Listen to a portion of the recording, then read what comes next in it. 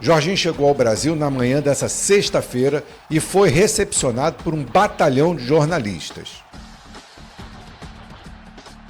Jorginho é um meio-campo volante brasileiro com dupla nacionalidade, brasileiro e italiano.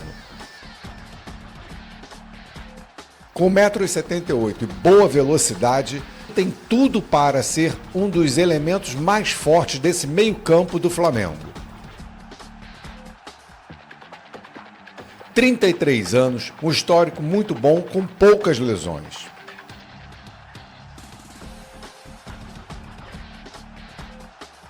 Além de ser um meio-campo que acaba fazendo muitos gols, exímio cobrador de pênaltis.